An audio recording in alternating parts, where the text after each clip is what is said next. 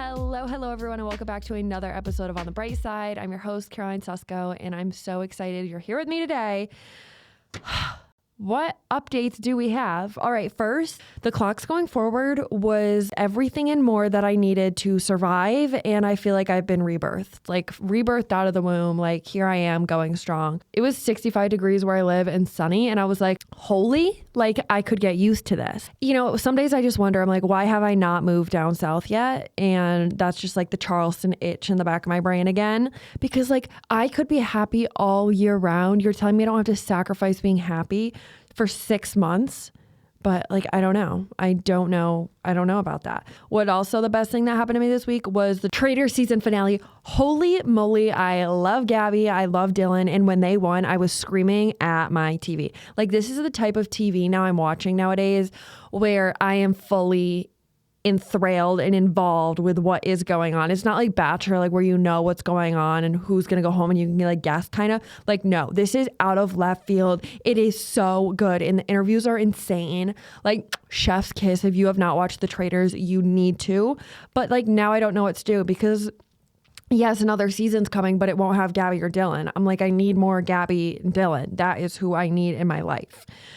So I'm having a little bit of withdrawals, but it'll be okay. And yeah, this week has been super jam-packed, me just trying to get as much content done as possible. I remember last year, one of my guy friends, he came up to me in my apartment and he was like, I gave up this girl for Lent. And I was like, what? I was like, this is the coolest thing ever. Like, I want to be given up for Lent. Like, you're telling me I am so powerful in this man's brain that I have to be physically given up to the divine intervention for 40 days? Oh my gosh. She is a winner. I wonder if she even knows she was given up for Lent. But yeah, I want to be like that. So when he said that to me, of course I made a TikTok out of it because I was like, this is so good. But yeah, so that's kind of like my little life update, what's been going on. And that brings me to today's episode. Now, you know me, I am an introverted, extroverted person. So when I meet someone, I'm like shy, closed off. And then when you meet me, like you cannot get me to shut up. And like only some people know that. Some people see me and they're like, oh my gosh, she's so shy. Oh my gosh. Say that 3 times. She's so shy. And my other friends are like, wait, what? Are we talking about the same person? Some people get wild me, some people get quiet me, and some people just don't get me, period. Like, some days I will just close myself off completely. And I'm like, no, I don't want to talk to you, sir. I don't want to talk to you, Chad, Brad, Mad. I don't want to talk to any of you. Like, as people meet me, they're like, oh my gosh, such an introvert. But I don't really think there's such thing as an introvert because I feel like people are just introverted around the people they're not comfortable with.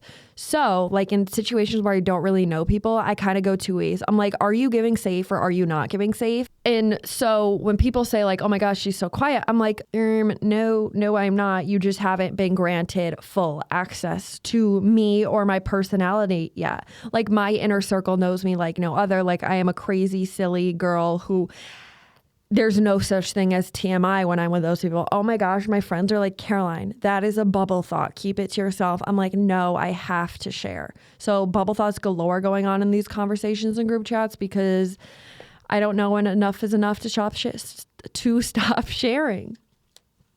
And this episode today kind of brings me into the idea that your personality is a privilege. It's a privilege to be around. It's a privilege to experience the full, authentic you.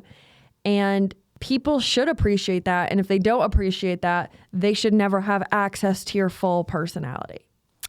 This idea started from TikTok. I was watching this TikTok and it's like the you're so quiet trend. Well, actually, like, you just pissed me off, so I'm not talking to you. Do you guys know what I'm saying? That trend. It's actually killing me right now because some of them are so funny. One of them was like, you're so quiet. Thanks. I actually just don't want to talk to you because you said something mean to me 5 minutes ago and you lost all privilege of my personality.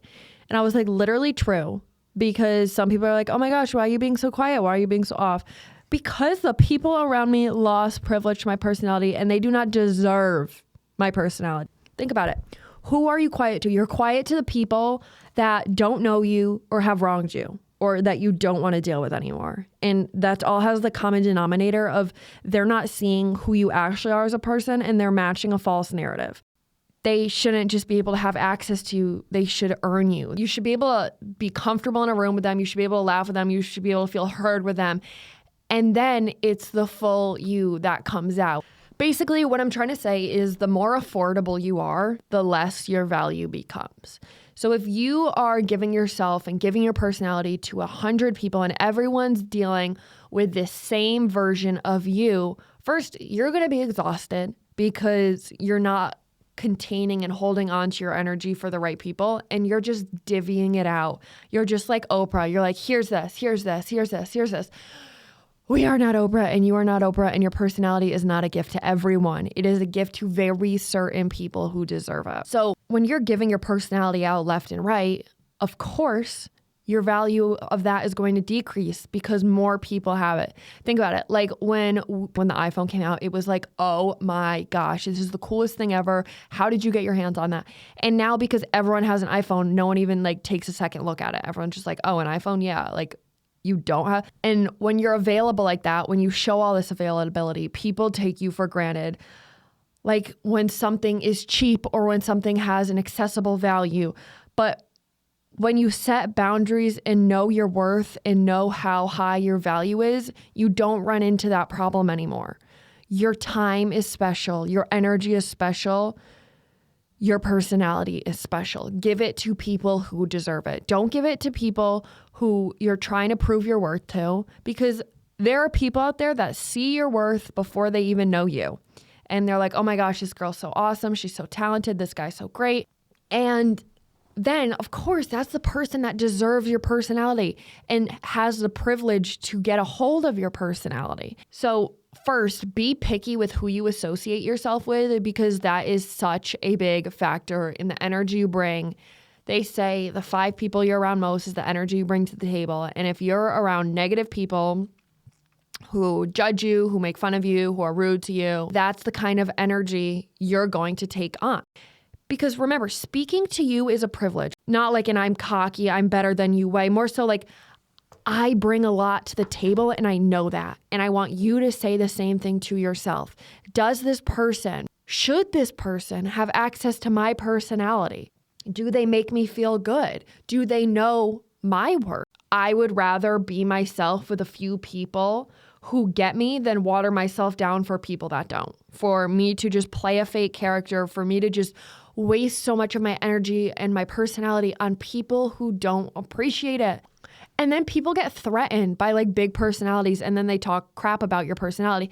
I'm like, I'm sorry you are threatened by my big personality. I'm sorry I like to talk. There are 2 girls from my high school. They're in my brain. I'm obviously not going to say them. And they were always shat on because they had really big personalities and they were loud. But those girls commanded a room every time. And I think people were just so jealous that they could command a room so easily with their big personality that they became jealous, that they were like, oh my gosh, she's too much. She's too much. No. She was never too much. You are just jealous of the person and what they can do and what they've done and how they can command a room that easily. Like if someone says your personality is too much, it really and truly just means they are jealous of your personality. They want something in your personality. They're jealous of something.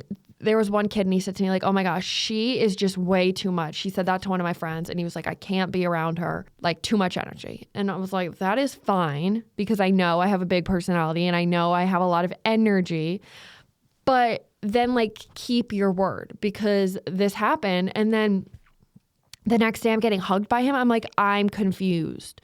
So like if you're going to talk shat about people's personality, don't go try to water their personality on the next day just so you can feel better about yourself. Like, I'm sorry, sir. I love big personalities and I'm sorry you don't like my big personality. And my personality is a threat to you. But to other people, my personality is a privilege and they love it and they enjoy its company. And those are the kind of people I'm going to be around. And that's when people start talking about you because they lost the privilege to talk to you. And that's a reaction of feeling left out or losing control because they can't control you anymore. They don't have that personality. They don't have that piece of you anymore. So now because they can't talk to you, they have to find some way to talk about you because they don't have access to your life anymore like they used to. And then when these people gaslight us into thinking that like we're the problem or we're being wrong for not giving them a piece of our full personality, we get into this trap and we're trying to prove ourselves to people who don't even care about us to begin with. And it's the cycle of seeking validation from people who didn't respect us in the first place. There would be so many times where someone was rude to me and we didn't get along anymore. And I would go up and be like, hi, how are you? Like, I'm so happy to see you, because I was trying to prove to them that I was a good person, that their false narrative didn't fit me and that had nothing to do with me. So I overly killed my energy and my personality and my kindness because I wanted them to see that I was a good person, because in their narrative, they never saw me as that. And I wanted to prove, I wanted to people please. When this entire time I was just being gaslit. And we fall into this trap and we try to get all this validation from people who never saw it in the first place. And we try to prove ourselves. And what I realized is we don't owe them proof. I was trying to prove I was fun, that I was cool, that I should be invited.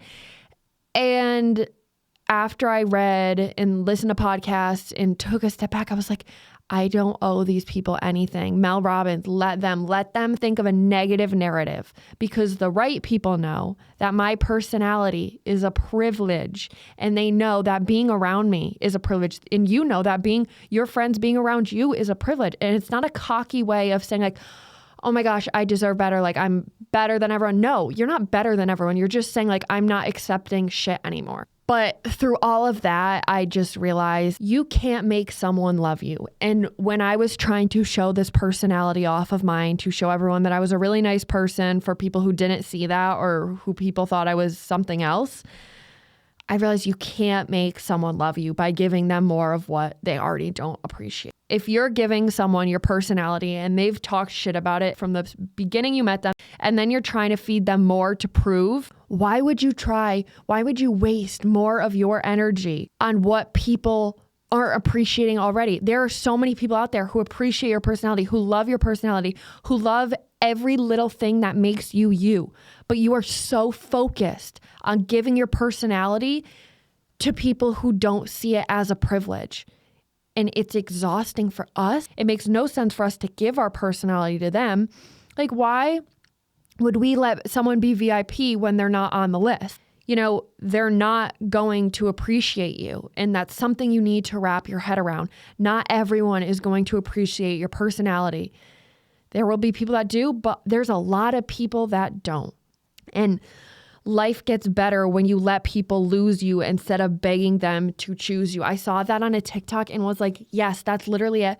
Because in this world, in society, we want to please as many people as we can. That's what we're taught to do. We're taught that we need to be liked. Once we let go of that stupid narrative, life gets better and life gets lighter when you just let people lose you instead of begging them to choose you and begging them to like you and begging them to see your worth. If you take so much time and energy and beg them to choose you, it's exhausting. It's exhausting to try and like put on this, not facade, but like this extra energetic version of yourself for someone to like you.